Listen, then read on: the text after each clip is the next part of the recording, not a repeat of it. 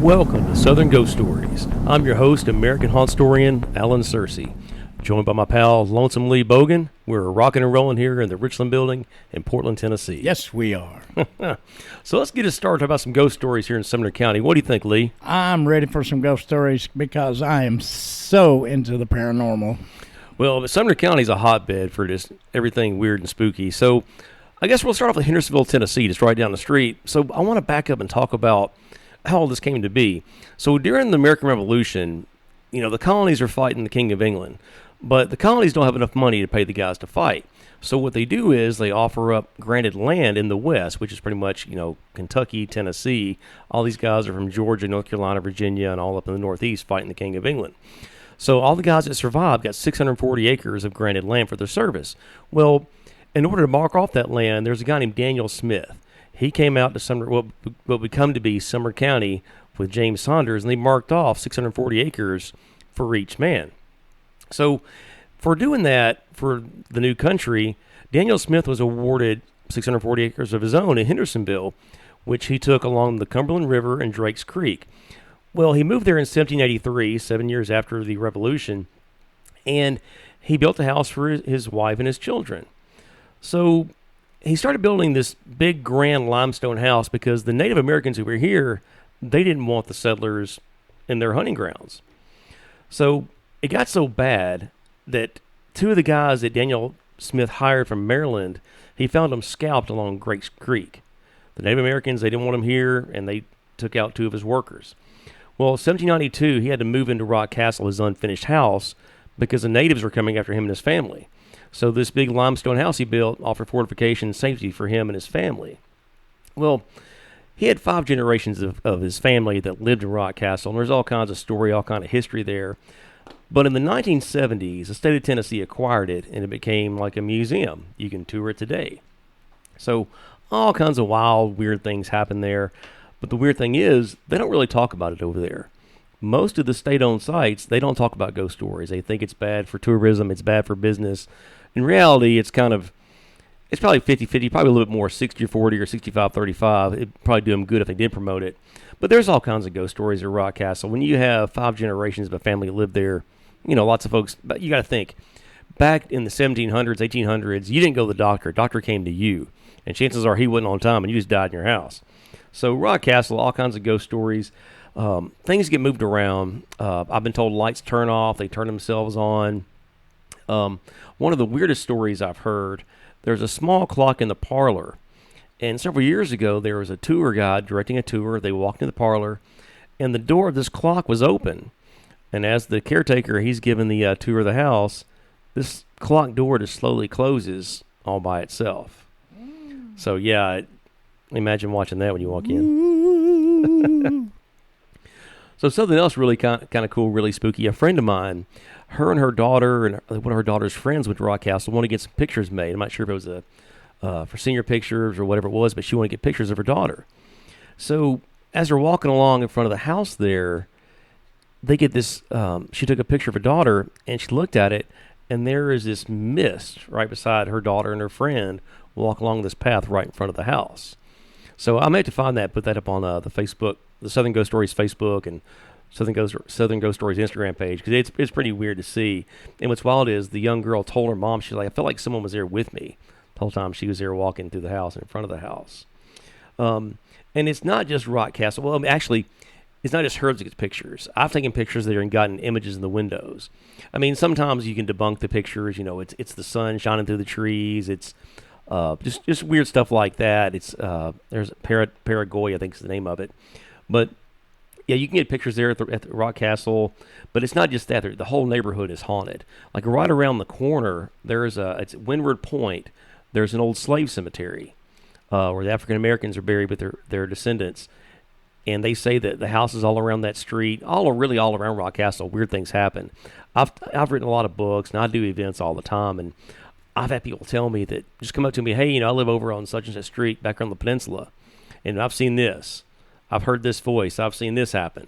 So it's just really wild and weird what goes on over Rock Castle. So you've been to Rock Castle, Lee? I have not. I mean, it's a beautiful old house built in the 1700s, man. They don't make them like that anymore. I would love to go there, though, especially after these kind of stories. So another really cool place in Hendersonville is Spring Haven. So it was also a land grant that was acquired by Edward Sanders. I think he was related to James, who was helping Daniel Smith. So he built a cabin there in 1806. It still stands today. I mean, this is a super old, almost 220-year-old cabin that is it's part of a bridal venue now, but I believe you can still rent it out. So the history of the property is 1818. Edward Sanders' daughter, she married John Wagnon. Now, John Wagnon, he was Andrew Jackson's physician. So Andrew Jackson, he would come there to Spring Haven, to get his annual checkup. They say when he would come, he'd stay for several days and visit with the family. So in 1820, they built this grand mansion, federal-style mansion there on site that became Spring Haven. But initially, they called it Hard Times because, back in the 1800s, it was hard times. You had Native Americans, you had droughts, it was rough back then. So the house, it was hard times, eventually became Brookhaven around about during the Civil War, and later became Spring Haven. So another wild story at Spring Haven is during the Civil War, there was a skirmish inside the house. So I've heard two stories. I've heard there was a Confederate soldier hanging out upstairs, camping out, and I've heard there was a Union soldier upstairs camping out. Either way, they saw the other side walking down Main Street, or what would become to be Gallatin Road, walking down the street, and the soldier upstairs started taking pot shots at the soldiers. Naturally, this didn't sit well with the guys who were getting shot at. They rode their horses into the house, and there was a sword fight, inside the house, and they tore up the banister, and if you look at pictures of the banister, you can see where the banister was replaced. There's a newer banister because in 1862 or whenever the battle happened inside the house, they had to take that banister out. So have you been to Spring Haven? You ever been over and seen it? It's kind of tucked away behind Bluegrass Beverages, over behind Dollar General. Not at all. So, yeah, it's a really cool place. Like I said, it's a wedding venue. As I was saying, I've been there several times, and I'm friendly with the owners. It's a bridal venue. It's a beautiful place. If you ever wanted to get married and looking for a nice spot in Sumner County, Spring Haven. Not me. It's haunted, but I mean, you can still go over there and say your vows. Right. A-E-I-O-U. Yeah, no, thank you. My vowels. So, Spring Haven, there's lots of ghost stories, and one of my favorites is years ago, a lady named Miss Britton. She was a widow who lived in the house. Her husband passed away, and she got by. Well, I think it was back in the 70s, she hired these two men to come to the house and move a piano. Well, Miss Britton said, "Hey, boys, welcome to Spring Haven. Please be mindful of my hardwood floors, but I need to move this piano." So she said, just get it done, boys. So the piano movers, they get a hold of the piano. She goes in the kitchen, makes a sandwich. In the kitchen, she hears, they're scuffing the hardwood floors. Miss Britton walked right in there. "Boys, I told you watch them hardwood floors." So, "Oh, I'm sorry, Miss Britton. Nah, you guys go sit in the truck. Me and Big John's going to take care of this." "Who?" "Me and Big John." So Miss Britton, she watching boys, walked out to the truck. They sat in the truck. And as they're sitting there on the truck, boom, the truck gets real heavy. Something is put on the truck. The guys walk inside the house, or they walk around, they see the piano's in the truck. They walk inside. "Miss Britton, how'd you get that piano in the truck?" "I told you, boys, me and Big John take care of it." So as the story goes, Big John, he was an enslaved man who lived there on the property, and supposedly he's very protective of the site and also of Miss Britton because she was an elderly woman. And they say that he would take care of her, and on that day he picked up a piano and he put it in that truck. So, yeah, I'd love to see that. How about you? I'm trying to visualize it. Was this like an upright piano? I mean, those things are not light. Oh, yeah, it was a grand piano. She was a very wealthy woman. A grand piano, not a baby grand piano. No, it was a big. I've seen. There's a piano there now. If it's anything like that, it's a big old piano. It would take three muscular guys, and then they would have trouble picking up a grand piano. Yeah, a teeny tiny widow. I don't see her picking up a piano. Well, apparently Big John took his vitamins. But they say that Miss Britton, she may be hanging around there too.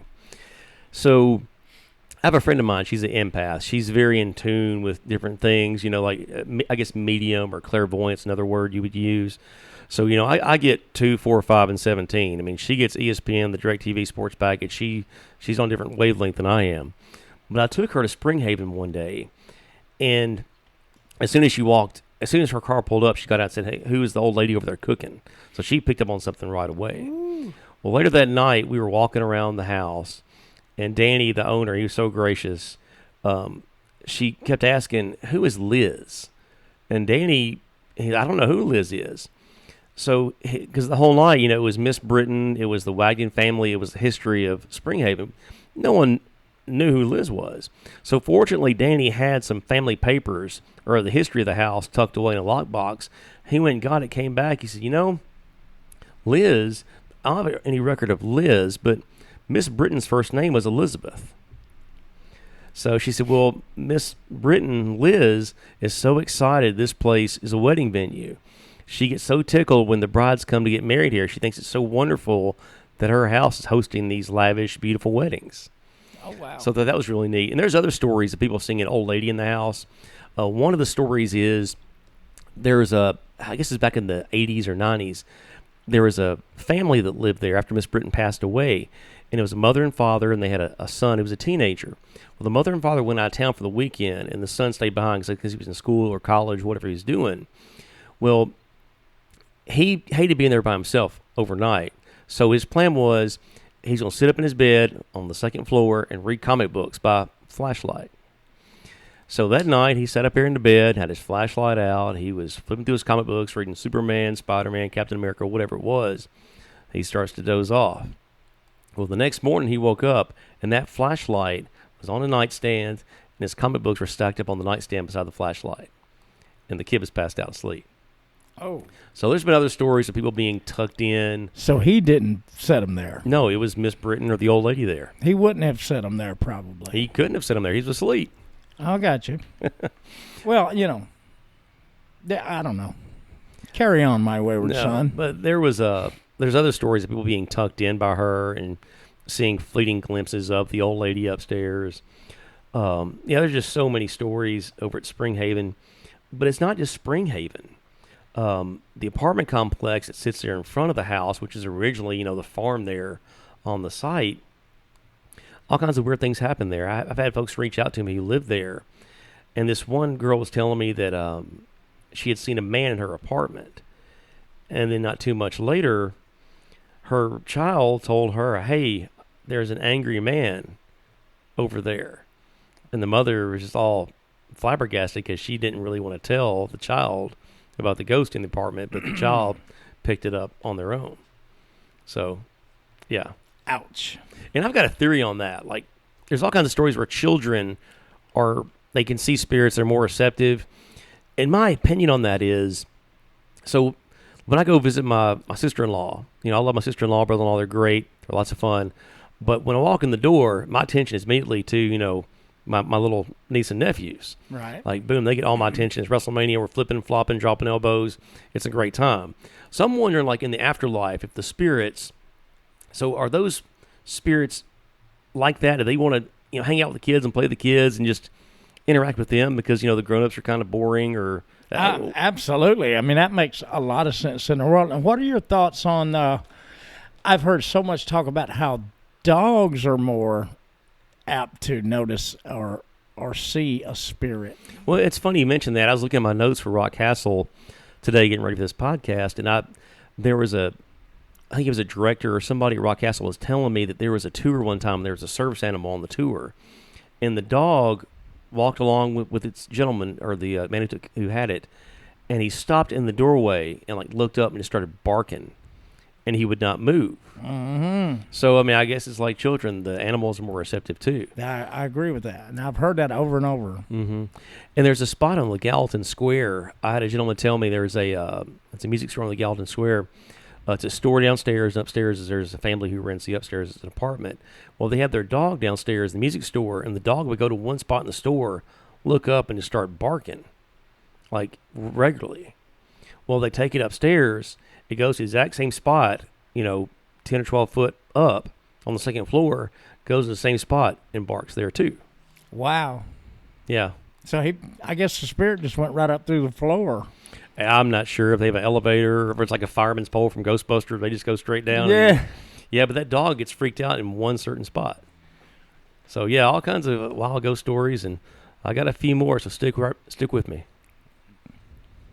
Beach Bend Park and Splash Lagoon is the place for summer fun, making memories, good times, and summer vibes. Feel the rush of the legendary Kentucky Rumbler, one of America's top wooden coasters. Cool off in Splash Lagoon. Over 1 million gallons of water park fun. More than 40 rides, slides, attractions, and entertainment. Fun for the whole family. Beach Bend Park. Summer vibes so close to home. Get your tickets now at beachbend.com. Beach Bend Park. Fun for the whole family. Beach Bend Park. Mowing season is in full swing. What better place to purchase a Cub Cadet mower than D.T. McCall at 1220 Scottsville Road in Lafayette, Tennessee? Choose from a 42-inch fab deck at $4,299 or a 50-inch fab deck at $4,999. Hurry in while supplies last. Need some new appliances? We have them too. Hot Point washer and dryer at $499.99 each.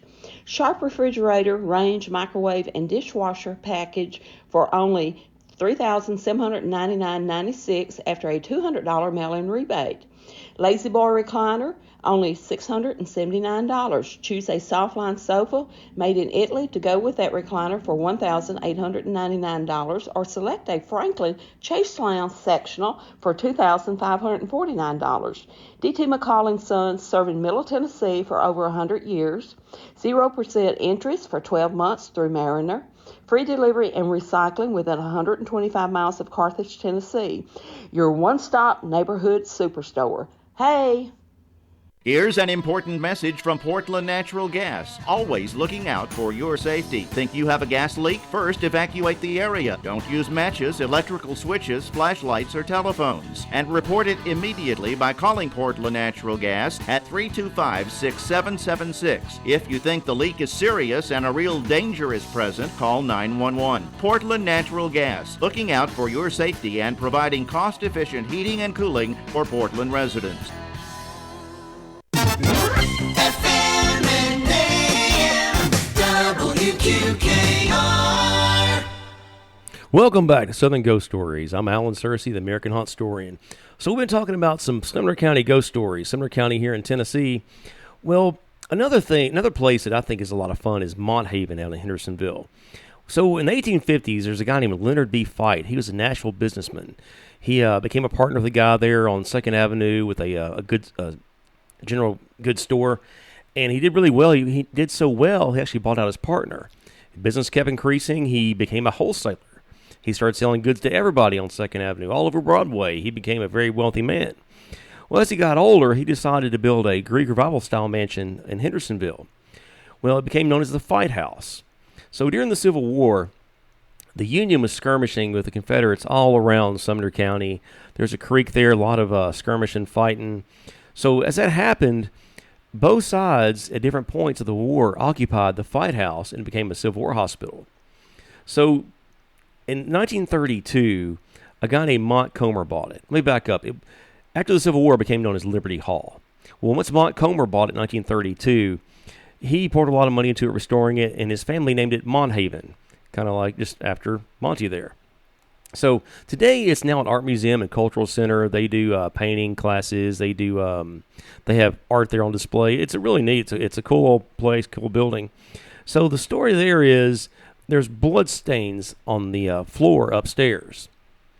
And if you know where to look, and it's hard to look because I told you they paint upstairs. Right. You know, they paint portraits and pictures. Well, you got to know where to look, but there is blood there in the floor. So in addition to all the blood there on the floor, a little girl's been spotted in the house. She's been seen in windows at night. I know people who grew up in the area, people who live in those apartments behind there, and there's a little girl who can be spotted there in the windows.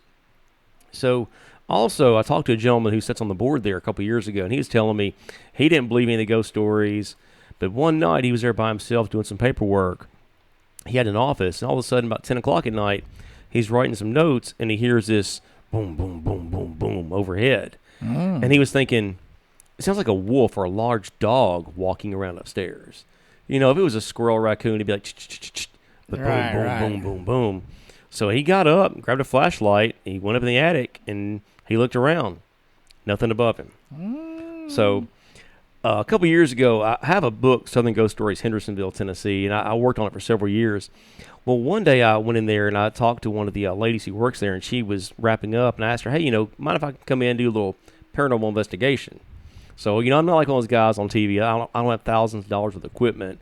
But I do have, you can use your iPhone recorder. You can use a digital recorder. You can use, there's different things. You can use cat balls. You can use laser pointers. You can use flashlights. There's apps. There are apps for your phone. Ghost apps. And I'll get into that on a later date. But I have a couple of those. Well, what do you like to use, Lee?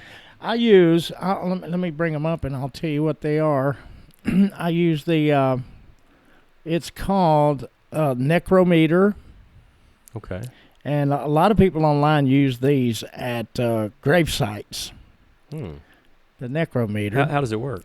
Well, what you do is you can either do text or speech, and you just turn it on and ask questions, and every now and then a word will come up. Sometimes it'll make sense, sometimes it don't. There's naysayers and haters, and they're going to say, well, there's no way that can be real. But there's been times that I've used this, and it has made sense like three different words in a row. And I also use the Spirit Talker. It's pretty cool too. It looks creepy. It's kind of a creepy looking app, but who's to say? Well, right? Since we're talking about apps, there's an app I've used in the past called the Ghost Radar Legacy. Okay. And supposedly it can produce words, I guess, similar to those what you're doing. And the spirits can produce words on the phone, and they can speak to you that way. Right. Well, years ago, I think it was like 2019, 2020, wherever it was, I was at the shop on the Gallatin Square, Timeless Treasures, and I was showing the owner this app and how it worked, how the words pop up. So I'm showing her this app. We're about to walk upstairs, and the word dropped appeared on my phone. At that exact moment, a customer was holding something by the stairs and dropped it. What was the word? Drop? Dropped. Okay. So the owner's laughing. She thinks it's the funniest thing. The word dropped appears, and the lady dropped something. So the next day, she uploads the app onto her phone and starts using it before the store opens. She's upstairs working on something, and she gets two names on her phone. One was Dale. The other was Carter. Well, she goes downstairs. She's starting to work. FedEx pulls up their delivery for the day. The guy walks in, says Dale on the name tag. Okay. Her and all the girls just laugh. It's the funniest thing. Well, an hour later, Amazon pulls up with their delivery for the day. So let me guess. The guy walks in. One of the girls says, "Oh, let me guess. Your name's Carter, right?" Yes, ma'am. How did you know? Show me your driver's license right now. Oh, wow. He pulls out his license. His name was Carter. But the really weird thing about it was he was lost. His package was going to 122 South Water. They were at 122 North Water. He shouldn't even been there that day. Oh, wow. So she got a hold of me. She's like, "You need to delete that thing off your phone. You got the devil in there. I don't want things back in my store ever again." So in addition to that, my buddy owns Franklin on Foot in Franklin, Tennessee. He does ghost tours down there. And occasionally I'll go help him out. Well, one night we're down there in front of Clouston Hall, which is an old Civil War hospital. And during this tour, there was a guy who I knew, who's actually buddies with the owner of Springhaven, called back to a few minutes ago. And he and I were just talking, catching up. And I'm showing him this app, and I'm telling him the story about what happened in Gallatin. And as we're talking in front of the Civil War hospital, the word operation appears on my phone. Now, could there be somebody in China or somewhere listening to our conversation and typing words in? I mean, I guess it's possible, but it's just really wild that this stuff appears on my phone when, in these instances, these circumstances, when it's applicable. Exactly. Another quick story for me is I was somewhere on the road with Aaron Tippin, country singer, and the whole town, anybody that was from there would say, "The hotel you're staying at is haunted. It's haunted. The hotel's haunted. Hotel's haunted." So I had no apps or anything, but I had an iPhone, and they told me which floor had the most activity, so I went there. So I'm walking up and down the halls. I hear a little noise, but that was it. But when I went to play back my 20 minutes of, walking through there and asking questions, not another sound came out of my phone ever again. I had to get another phone. Your phone broke? No volume ever again on anything. And where was this? Wyoming, I think. Oh, wow. I do think it was Wyoming. I've written 40 books on ghost stories and folklore. I have nothing for Wyoming. Man, it really bugged me a little bit because, those iPhones aren't cheap. Oh, yeah. Well, I mean, I was at the Sorrell Wheat House in Savannah, Georgia years ago. And if you know the story there, Francis Sorrell, he was a cotton factor. He made a lot of money buying and selling cotton. there on the river. At one point, Savannah was the third largest port in the country. So this really wealthy guy, naturally, he has enslaved people living on the grounds there. And according to legend, he was having an affair with one of them. Oh. So the story goes, he murdered her upstairs. It's a horrible, horrible story. Well, my wife and I, we were investigating, and I had my phone out, and I was taking a video, and I said, does anybody want to speak to us? Is there anybody here? And as I'm walking around taking videos at the Sorrel Weed House, I get these funny little broken squiggly lines on my iPhone. I've had an iPhone since it came out. I have one today. That has never, ever happened in any video I've ever taken, except for the Sorrel Weed House upstairs. That young lady was killed by Francis Sorrel. Oh, my word. Yeah, that's pretty wild. So, this is great stuff, man. Oh, yeah. But sorry, I went this rabbit hole. Back to Monthaven. So my story was, I was talking about ghost hunting. So that lady, she allowed me to go in and do like a mini investigation. It was just me and one other lady in the house, and she was in another part of the old mansion there. So I set my digital recorder up in this one room, and I walked around, and actually I started talking to the lady who was there. We just started talking about the ghost stories and weird things that have happened to her. So that night, I didn't really get anything in my investigation, so I'm going home. I play the audio from the digital recorder. I'm in the other part of the house, just me and her, right? That recording picked up the toilet flushing. Oh, and nobody... There's nobody there but me and her, and we're in the other part of the house. And y'all didn't go to the restroom? No. It was just me and her talking, and yeah. I love this stuff. So I went back and I talked to one of the... I'm not sure she's a director or just one of the instructors. And I said, here, check this out. And I played it for her. And she's like, yeah, that's really wild. But she was telling me that, she's also... Students have picked up on people there as well. One of the students here for painting, she picked up on a man who was upstairs. Ooh. So, yeah, Monthaven, it's a really cool place. And in addition to Springhaven, there's a apartment complex just like Springhaven has there at Monthaven. And weird things happen there, too. Once people realize I'm writing these books, they reach out to me. And there have been multiple people who have seen the little girl, not just in the window at Monthaven. They've seen her in the apartments. They've seen a man in the apartments. I've been told there's a man in like 1800s attire that's been spotted in those apartments. The guy told me that he was a teenager and his dad went out of town. He stayed with his dad, and he was sitting on the couch one day, and the counters there, the shelves just opened, and things just jumped out. He got up, he closed them. They opened up again, started jumping out. And he started talking to it, hey, I want you to stop, and it stopped. So, weird stuff like it happens in, what do you think, Lee? That sounds like poltergeist activity. And I've done this a long time, as I mentioned. I've talked to people who've been in haunted locations, a haunted house, and if you address the spirits there and say, hey, this is bothering me, it's bothering my children, I don't mind if you're here. If you're respectful when you talk to them and engage them, they will respond to you, and they'll stop. Right. And I've been told, when you start moving things around, start renovating a house, that's when they get really active. Yeah. That's what they don't like. I've seen that. But they do make themselves known. Have you ever heard of the Thomas House in Red Boiling Springs? Yeah, I was going to do that at a later date, but we can jump in right now if you want to. Well, if you want to save it, that's fine. But, if you... Let's roll with it, man. So what do you got at the Thomas House? I've been there. I recorded they say there's a little girl there. And I actually heard her, and I had a recording of it. But my iPod died later. It wasn't a thing to where they killed it that day. Oh, okay. But I had this little girl on there. You couldn't make out the words, but it was a little girl voice. I had the biggest, I don't say goosebumps, I call them music city measles. Mm-hmm. I had the music city measles, and my hair was standing up on my arms. I didn't hear it when it happened, but I heard it on playback, and that's common, very common. But do you have anything on the Thomas House? Yeah, I've got a book called Tennessee Tales I wrote. I guess it was 2021. I can't remember when it came out. But it's pretty much a collection of small-town ghost stories. I've written books on Chattanooga, Nashville, Knoxville, but places like Red Bowling Springs, Carthage, Portland, Spring Hills, all kinds of just small towns in Tennessee with just wild, weird stuff. So the Thomas House is kind of like the mecca for paranormal investigators in Middle Tennessee. There's been some big boys there investigating. Yeah, I've been told there's a spring that runs under the house. And I'm not sure if that does something with drawing the energy in. Water and paranormal go together. I know that. But there's all kinds of spirits here. The Cole family, they own the place, and Mrs. Cole before she passed away, was telling me some stuff. Like, there was a man, I think she called it the Marlboro Man. It's like an old-fashioned cowboy. Okay. I've seen him walking through there. So, yeah, there are all kinds of ghost stories. And if you talk to anybody who does paranormal investigating, they've been to the Thomas House. And they do have events there all the time. You can rent rooms. You mentioned the little girl. There is a room there on the second floor where people can bring stuffed animals for the little girl that they see. And they find her moved around all the time, as you can imagine. I didn't see her, but I heard her.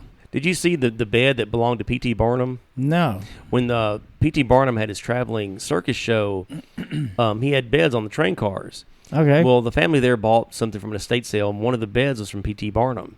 Wow. And they say that the bed will start jumping at night, and it'll buck people out of bed, and just weird things happen in that bed. Why can't that happen for me? I mean, I don't know. I guess certain... I think paranormal are more for certain people. People are chosen that are going to see things and witness things. I don't think it can happen to just anybody. Well, I lived in a haunted house in South Nashville for 10 years, and I never saw an apparition there. I had a trash can move my first night in the middle of the night, 8 feet into the kitchen. I had a light in the den. I would turn it off. In the morning, it would be on. Eventually, it happened so much, I just unplugged it and put it in the attic. One of the weirdest things was the TVs. Like, there were times I can probably count them on 2 hands. I'd come home from work, and all 3 TVs in the house would be on. And naturally, I turned them off, the day before.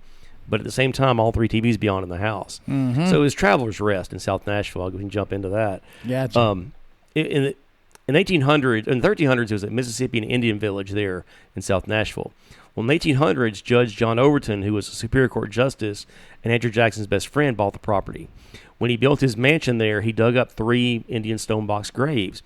He initially called his house Golgotha, House of the Skull. He got married, and his wife's like, let's call this place Traveler's Rest. A little more family-friendly. So all kinds of weird things happened there. In the 50s, my great-grandparents bought 2 acres from the Overton descendants. My great-grandfather passed away in the 90s. My great-grandmother in 05 or 06 was put in a nursing home. I was asked to move into the home and take care of the place, and I did. And I told you the first night things moved around. Well, one day something happened, so I hopped the fence and walked over to the mansion. And I asked the director there, hey, weird things are happening right over here across the fence. Is this place haunted? Oh, sir, I can assure you, there's no ghost stories here. Here we talk about the Native Americans, talk about the Overton family. There's no such thing as ghosts. So I saw somebody who was walking in, a volunteer, and she told me, hey, there's stuff going on here, but I can't talk about it. Oh. But you know what, Lee? We can't talk about it, and we'll do it right after the break. Sounds good to me. WQKR. Sumner Regional Medical Center believes that every person has the right to dignity, respect, and compassion as we journey through the cycle of life. That's why they have created High Point Hospice, to assure that our loved ones will receive the necessary support to allow us to do so. At High Point Hospice, our team of doctors, nurses, hospice aides, social workers, chaplains, and volunteers will walk by your side, offering support, providing symptom management, and answering questions to bring comfort and peace to you and your loved ones. For more information about High Point Hospice, call 328-6690 or visit them online at highpointhospice.com. That's 328-6690 or visit them online at highpointhospice.com.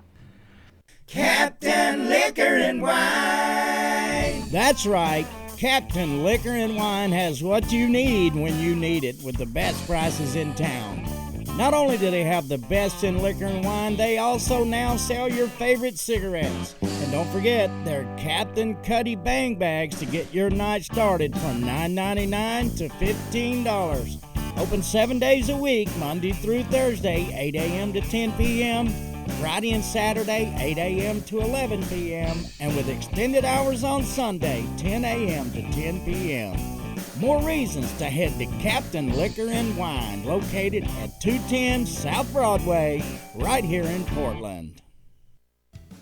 Hey, join me, Kenny Mann, right here on the Q for the Man Show every Saturday night. You don't want to miss it. I have a time machine. Are you telling me that you built a time machine? Out of a DeLorean? That's exactly what I'm saying. I did build a time machine out of a DeLorean, and all I've got to do is get you in it. Oh boy, oh boy, oh boy. It's going to be a lot of fun. You don't want to miss it. It's every Saturday night right here on the Q. Oh my. Oh boy, oh boy, oh boy. All right, we are back with Southern Ghost Stories here at WQKR. Talking about some Sumner County ghost stories. Hendersonville, Tennessee was kind of what he was talking about there, Lee. And one of my favorite places to investigate and to visit is the Cash Saver grocery store on Gallatin Road there on Main Street. Cash Saver sits right there on the corner of Walton Ferry and Gallatin Road. See, Daniel Smith from Rockcastle, I mentioned earlier, he's a very wealthy guy. He was one of the first guys there in Hendersonville. Well, he built a grand mansion for his granddaughter there on the corner of Gallatin Road and Walton Ferry. Well, in 1964, it was torn down to build a shopping center. So, in this little grocery store, weird things happen all the time. I have a surveillance video of a door opening all by itself. I have a video of a door closing and shattering. Oh, my. I talked to the assistant manager a couple of days ago. He's telling me that the power went out, I guess, a year or two ago, and he spent the night in the store. He's trying to sleep up in the office. He's hearing footsteps. He's hearing cooler doors open and close. All kinds of weird noises all throughout the store. I love that. I was talking to the deli manager, and the deli manager, she was telling me that she's like so insistent the place is haunted, and she kind of goes overboard sometimes because she'll say, oh, bread falls off the shelf. And, you know, bread's kind of curved at the top. Yeah, I want to be able to debunk what I can because if everything is haunted, nothing's haunted. But she told me one day she came in, there's this little toy car she keeps back there in the bakery office. One morning she came in, it's laying in the floor, and all the doors are open. Ooh. So, yeah, I'm not sure how that happens. But I have a friend of mine I mentioned, she's an empath. I brought her in there one day, and she was telling me that she picked up there is a guy named William, but he insists on being called Bill. And he kind of hangs around in the back part of the produce department where a lot of the noise comes from. So he kept telling my empath friend that it's okay to have a drink every now and then. So I'm wondering if Bill's a town drunk and he's trying to justify himself. I don't really know. But if you right next door to Cash Saver, there's a strip mall. And it's kind of over to the side, kind of candy corner. And if you're walking from Cash Saver to the strip mall, there's a cemetery with maybe a dozen headstones. Some of them kind of small and broken, but they're there. Well, in the mid-18th century, the Methodist Church in Hendersonville moved right there on the corner, kind of catty corner, to where Daniel Smith's granddaughter used to live. In the 1960s, the church was torn down. Well, that cemetery, like I said, is still there. They tore the church down and moved on down the road, but they left their burying ground right there. And it's weird, the strip mall is it's like right literally all on top of these graves. And for a long time, it was all kind of grown up. The previous landlord there cared nothing for it. The man who owns it now is very respectful. He's a really nice guy. He goes back here and he pays for it to be cleaned up and takes care of things. But, yeah, it's the people who work there in the strip mall. I had a friend of mine. She worked in one of the stores. She told me one night she was there checking out a customer, one of the last customers of the day. She's about to leave. And all of a sudden, this man's head floated through the front door. Oh, my. And floated through the store. That got my attention. Yeah, it got her attention, too. There was a lady checking out. She dropped her stuff and took off, just running out the front door. So as my friend's telling me the story, another girl who works in the store walks up to me and said, hey, are you guys talking about the ghost? Well, yes, ma'am. You got a story, too? She said, yeah, well, one night I was back here facing things up, getting ready to close down, and I hear somebody shuffling their feet. And she said, I knew I was the only person in the store. I was about to leave. She turns around. As she turns around, there's a stack of Pringle cans or whatever just falls into the floor all by itself. So, yeah, just weird stuff like that happens. I'd actually do a ghost tour in Hendersonville in October. I call it the Haunted Hendersonville Tour. Kind of walk around the strip mall and just tell stories. That graveyard's fun to walk through. We got to do something together, bro. Oh, yeah. Hey, October's coming, man. I'm down. We have to do it. So the empath also told me that the cemetery there that kind of butts up to the Cash Saver parking lot, it actually goes underneath the parking lot. She picked up that there's a potter's field, which is where the people who are too poor to afford headstones would be buried. Okay. So they put them in the back part of the property, just, hey, throw you in a box and put you down there. She said there's more folks she picks up with her empath abilities that are buried there under the concrete. That's just time is just forgotten about. So, yeah, I don't know. It's pretty wild. Wow, just to remind y'all, listening to WQKR 101.7 FM, 1270 AM, we're talking to Alan Searcy. It's your show, man. Welcome to WQKR, Yeah, man, it's going to be fun. I'm looking forward to doing this every week. Oh, come on. So another place in Hendersonville, Tennessee, Hazel Path. So 1857, Daniel Smith Donaldson, who was Andrew Jackson's nephew, he was a descendant of Daniel Smith. Daniel Smith's daughter actually married Andrew Jackson's nephew. So they were kind of, big families there mingling with one another. But Daniel Smith Donaldson built a 2-story Greek revival mansion there on the front side of the peninsula, kind of facing Gallatin Road, for his wife and 10 children. Well, 4 years later, the Civil War breaks out, and he's a brigadier general in the Confederate Army. And I told you, he's kind of a big wig. The families are married, Andrew Jackson. Well, Fort Donelson, during the Civil War, it was named after Daniel Smith Donaldson. But unfortunately, Daniel Smith Donaldson, he didn't really get to live to see much of it because in 1863, he died from dysentery. And if you don't know what that is, I just implore you to Google it because I don't want to describe that on the radio. What do you think, Lee? I know exactly what it is, and I agree with you. But there's all kinds of stories about, or there used to be stories about Hazel Path being haunted, but there's not so much anymore. The guy who owns the building now, it's an office building. He has his corporate office there. He was telling me he'd heard stories, and when he first moved in, he kind of wanted to see if it was haunted too. So he said when he first moved in, there was a strange, smell of cigars there by the staircase. But once he pumped out his septic tank, the cigar smoke smell went away. So he thinks it was just something jammed up with the septic tank, and that was causing that odor there. But I talked to a guy doing one of my haunted tours who works for AT&T. He said back in, I guess, the 90s, early 2000s, he was under the house, and he's working on the wiring there. And the person who let him in was outside watching him from, I guess, the cellar door, and he's hearing footsteps just clomp, clomp, clomp, clomp above him. So he gets out, and he sees the caretaker right there with him. He's like, well, who's inside the house? He said, nobody. He said, well, somebody's in there walking around. He said, well, that's impossible. The door's locked. So there are some stories there. But from what I've gathered when I worked on my Hendersonville, Tennessee book, the old watchman there at Hazel Path Mansion, they built a high school in 1966. They are kind of next to, in a field adjoining to the Hazel Path property. Well, once they built the school there, the watchman said the house stopped being haunted, and whatever was there left and went to the school. And if you know, it's now Ellis Middle School. It used to be Hendersonville High School. Everybody that went to high school that goes to Ellis, they have stories. Teachers have stories. Kids have stories. I got a cousin of mine went there and said that you could hear, in nighttime, you'd hear footsteps, just racing around up above you. It was kind of thing. Talked to a guy, told me that he volunteered to go in there overnight on like a dare to sleep, and they ran him out. The footsteps and noises, the voices, the whispering, him and his buddies couldn't make it. Oh, my So, God. yeah, it's really just really wild stuff there. So I kind of want to stick with Sumner County today. It's kind of my thing. And one that I've been really want to dig into is Cragfont. Have you been to Cragfont, Lee? No. Have you heard the stories about Cragfont? I have not, but I got a feeling I'm about to. You are about to, sir. So Cragfont, they say, it's like Rock Castle. It's a state-owned site. It's a big grand mansion built from limestone. So like they say, the limestone traps the energy, I guess, kind of like Rock Castle.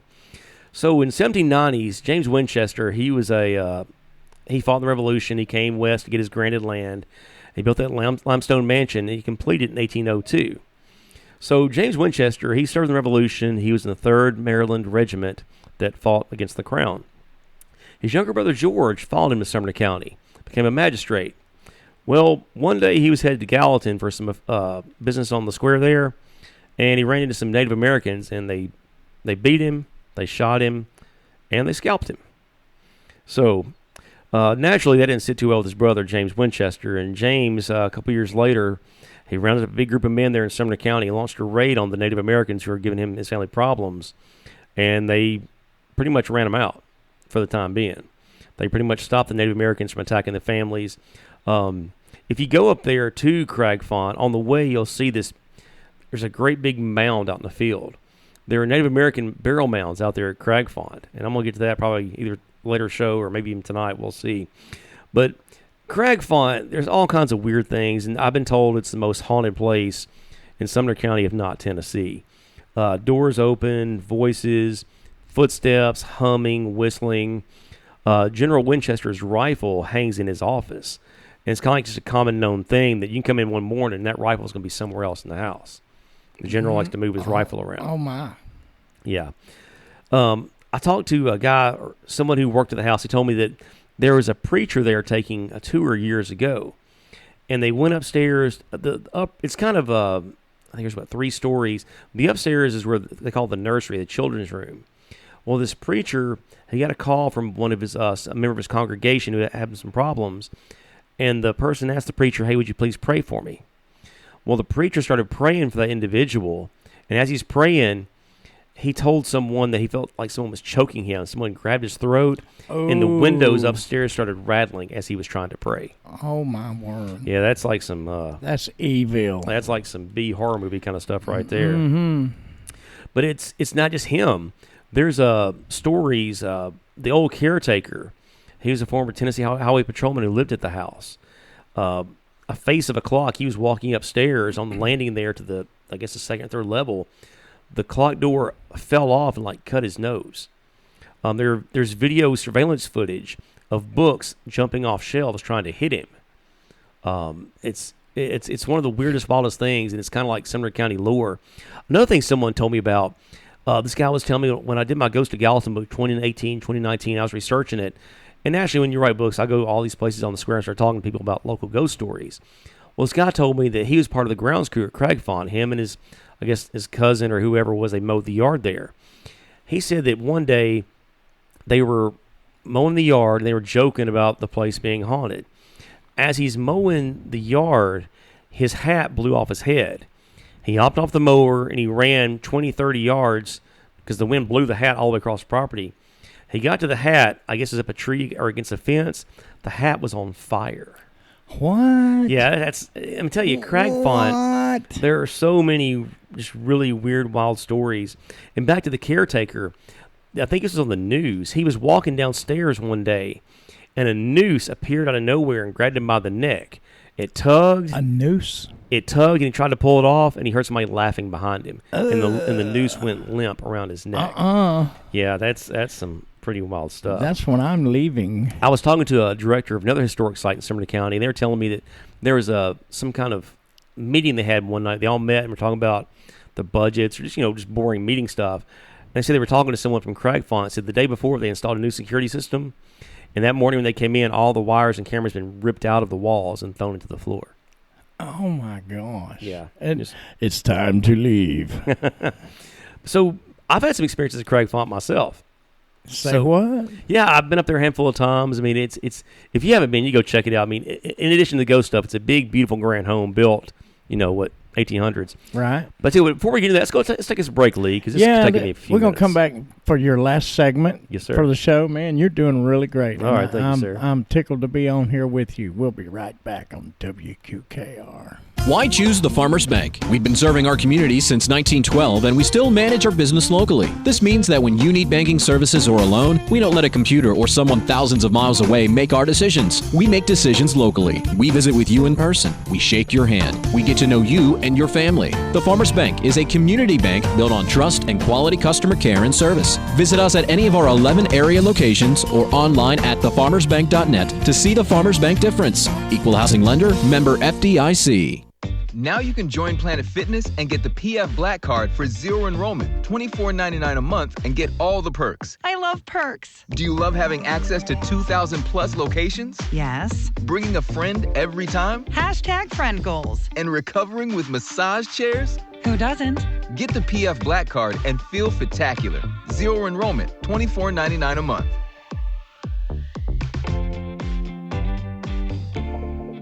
See Club for details. We have some exciting news to share with the Portland community today regarding their local health care options.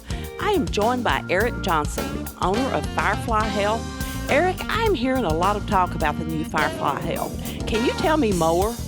Sure, Wanda. Firefly Health is a primary care clinic that provides comprehensive health care for the entire family. We're open from 9 a.m. to 6 p.m. Monday through Friday. If you are not feeling well or would just like to schedule your routine physical, Firefly Health is there for you. We also serve walk-in patients as well as sport and school physicals. Can you please tell me the best way for people to contact you? Sure.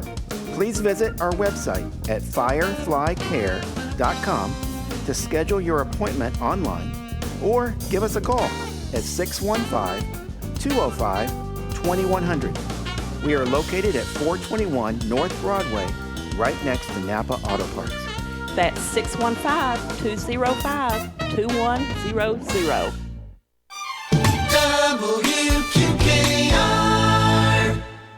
We are back with more Southern Ghost Stories here with my buddy Lonesome Lee Bogan. Good to be here. All right, so we're talking about Cragfont. I mentioned I had some experiences. So when I first started working on my books, I went up there and I was poking around. The house was closed that day. So what I did was I was just walking around. I was talking to one of the master gardeners. Sumner County has these master gardeners that tend to the home, tend to the yard there. Because, there's beautiful, lush gardens there. And I'm talking to this lady, and all of a sudden I hear a boom coming from the cellar of the house. Ooh. And I said, "Ma'am, did you hear that?" And she just kept working. She kept pruning the flowers. And I said, "You heard that, right?" And she just nodded. And I said, "Well, if you want to go check it out, I'll go with you." And she's like, "Oh, honey, it happens all the time."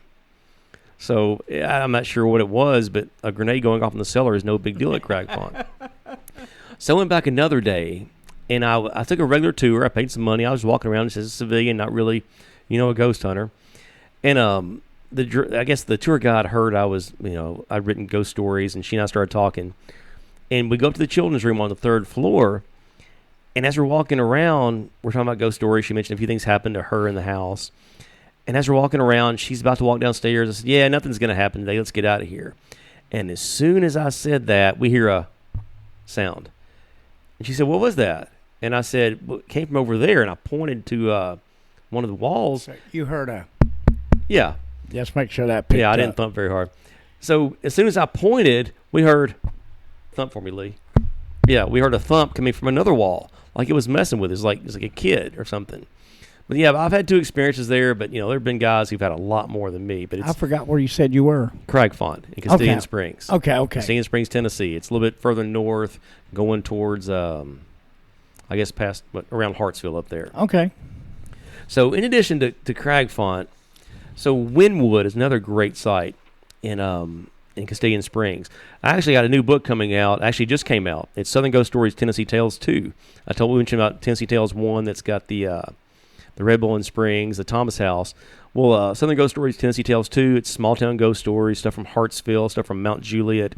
I also got Wynnewood, Castalian Springs in there. It's a small town ghost story. Now, Alan, got to tell you, the last guy I interviewed that wrote books gave me books. I'll hook you up, brother. You got to hook me up, brother. All right. So anyway, Wynnewood, it's in 1828, Alfred Wynne, he was a very wealthy man in Sumner County. He built a log inn there in Castalian Springs, very close to those Indian mountains.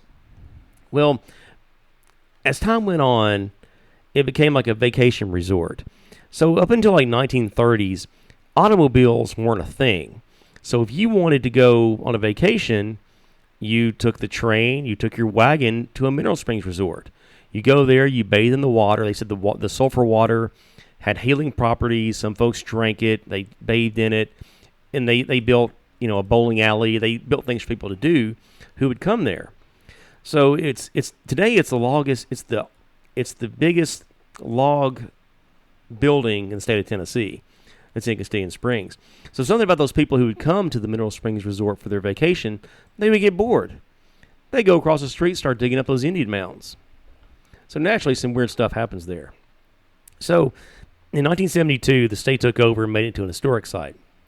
Well, I've been up there and I've done some investigating. And in 2019, a buddy of mine, Scott Porter, he's with the Tennessee Wraith Chasers.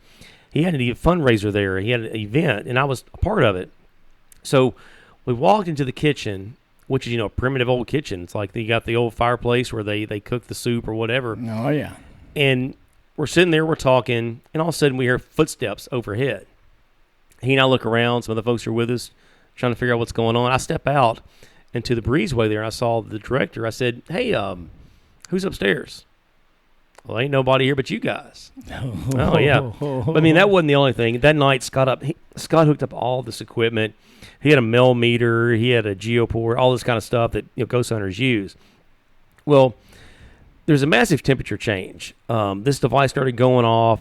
It's called a mel meter. It picks up temperature, electromagnetic fields. Things get cold, right? Like, well, when Scott checked the millimeter once it went off with his thermometer, it was shown as 3,000 degrees. Good, great. Yeah, it shouldn't have done that. So, yeah, just really weird stuff there at Wynnewood. Yeah, like I said, I've got a lot of books I've written about just ghost stories in Tennessee, Alabama, Mount Juliet. Southern Ghost Stories, Tennessee Tales 2 is the one that just dropped, and it's got stories from all over. It's got Wynnewood, stuff from Westmoreland. You know the Westmoreland White thing? You heard about that? Oh, yeah. So, according to legend, in Westmoreland, Tennessee, there was a train that derailed, and I guess it's like in the 30s or whatever, people would see this white creature out in the woods. And if you go to Westmoreland and talk to people, they'll tell you the white thing is a thing. You can hear it. It sounds like a baby screaming or a woman screaming. Huh. I was at an event back, when was it? Back in the spring. This guy's like, hey, you write ghost stories. You're about, the Westmoreland White thing. Well, yes, sir. Well, it's been on my farm. We hear it at night. So it's stuff like that I like to write about. And I'm going to be a lot more active on social media with this radio show, the Facebook, Southern Ghost Stories Facebook page, the Southern Ghost Stories Instagram. You can find me on alancersey.com or Alan Cersey on Facebook or on Instagram. But it's going to be a good time, Lee. I'm really looking forward to doing this each week. Tell us some more about your books. I mean, these books, I saw you brought one in when I interviewed you the first time, but you've got more than one book. I mean, how can people get your books, and tell us a little about those? Yeah, I mean, I like to write about folklore and ghost stories. I mean, eventually, I've gotten into grave robbing and voodoo and galvanism. Galvanism is like when you provide bodies electricity. True crime. I've written all these books, and another one coming out pretty soon is called The Sausage King. And it's not really it has a ghost story involved, but it's about this guy in Chicago. He's a wealthy businessman, Adolf Lukert. So 1893, the World's Fair comes to Chicago, and he decides he's going to sell sausage, open a sausage factory. Okay. And as he's doing this, he makes a bunch of money. The World's Fair leaves town. He's still trying to grow his operation. Well, he should be downsizing or maintaining. He's still trying to raise money, pour money into this factory. It's kind of slowing down. Well, his wife's getting all these letters in the mail. Hey, you owe this to this slaughterhouse. You owe this guy this money to this guy. She starts asking questions. Well, eventually she comes up missing. Her brother comes to visit Adolf. Where's Louisa? I don't know. I thought she's visiting you. So he goes to the police. They raid the sausage factory the next morning. Well, they find Louisa's wedding ring in a vat of acid in the basement. Oh, wow. And it's off to the races from there. But yeah, that one's a Sausage King. And I've been trying to write more like true crime, historic fiction, because there's so much meat on the bone. These wild stories I find, like I'll kind of gloss over them in my books, but they're really worthy of their own book. And I'm looking to do a whole lot more of that later this year. I understand. Now, with all that being said, I've got to tell you that while you were saying that, and you saw it and heard it, there's a microphone on a short stand sitting on the desk in here that has never, ever fallen over. Now, Lee? Ever. My foot brushed up against that wire. Oh, right man. Doggone it, I thought we had something good. No, well, I mean... We should have ran with that. Well, someone told me during the Strawberry Festival that the Chandler building was haunted. Okay. And I was talking to Wanda, who works here at the station. She told me that this is the old Chandler building. Okay. So supposedly this building where we're recording, there are some stories. Someone told me that one day, well, I can't remember, there was some kind of recording, and there was like a live video feed. And as the lady is talking, something like hops up off this counter and like throws itself at her. Oh, wow. And that happened, I guess, 5 years ago, supposedly. Okay. Someone told me you can find it on Facebook or YouTube, but I haven't really had time to really dig in. But yeah, I mean, if we're in a haunted building, I guess that makes it a whole lot more fun. Yes, it does. I'm going to turn on my necrometer. Oh, okay. Yeah, let me know. Just for fun. It just happened to say stock. I don't know why it would say stop. I don't stock. STOCK stock. Yeah, I don't really know what's going on. Stay put. Stay put. Okay, I guess we're going 2 hours today. Yeah, I wish we could. If I had the time, I would do another hour with you. But we're going to do plenty more of these shows, man. Yes, sir, every week. And we still got about 5 minutes to go, so whatever you want to throw in there, come on with it. Tell me you got a ghost story, Lee. I've got a few. Now, when I was a young boy, I lived in West Springs, South Carolina, close to a little town called Union that I eventually went to. But in West Springs, there was a gold mine, and there was a green light that would show up sometimes. Nobody had any explanation, none of the historians, nobody. And it never was planned. It would just show up every now and then. Now, that terrified me as a young boy. But my latest one is probably almost 30 years ago. I lived in a house on South Russell Street here in Portland. And it's an older house. It didn't even have a foundation. It sits on the ground. But I could be sitting in my chair watching TV, and over to my right, over to my right in my peripheral, I could see what appeared to be an older lady peeking around the corner. That's the way I would see it in my peripheral. But when I turned my head to look, she was gone. So I never would say anything. I didn't want to freak my wife at the time out, and when I had a young daughter then. So one day we're in there talking, and she goes, "Did you see that?" I said, "What?" "I thought I saw somebody peeking around the corner." I said, "Okay, I'm not crazy after all." That's the kind of things I've witnessed. Yeah, I've been this a long time. I've seen a lot of weird stuff. I've only seen one apparition, and that was in Gallatin, Tennessee, which we'll do some stuff on Gallatin later. But Rosemont, this house over on South Water, is built by Judge Josephus Congill, big grand mansion. Well, I went to go visit the director, and he wasn't there. So I walked through this breezeway to go to the backside of the house, see if maybe his Jeep is parked around the backside. I walked through the breezeway. I look toward this old reception area, this old garage that's now a reception area, and I saw a man in a fedora turned to the side. That shouldn't be. So I did a double take, and he wasn't there. I messaged the director. I said, "Tell me, am I crazy? There's a guy in a fedora in the reception hall." And he wrote back, "Oh, you just saw Squire." Well, who in the world is Squire? Well, supposedly, Judge Guild, who built the house, he had a grandson named Squire. Okay. Being a judge was kind of thing ran in the family. And back in the day, Judge Squire, his wife liked to hold big opulent parties in the mansion. Well, he liked to go in his garage and take care of his automobile and listen to the radio. So I guess in the afterlife, Squire's in his happy place back here in that garage, tinkering with his car. I don't know what he's doing, but I know I saw him. That's awesome. So we'll keep doing this. Might see something here one night. You never know. Man, wouldn't that be the bomb.com? I mean, just to witness something here at the station. You might scream like a little girl, run out of here. I doubt it. I doubt it very seriously. I mean, I'm totally into this stuff.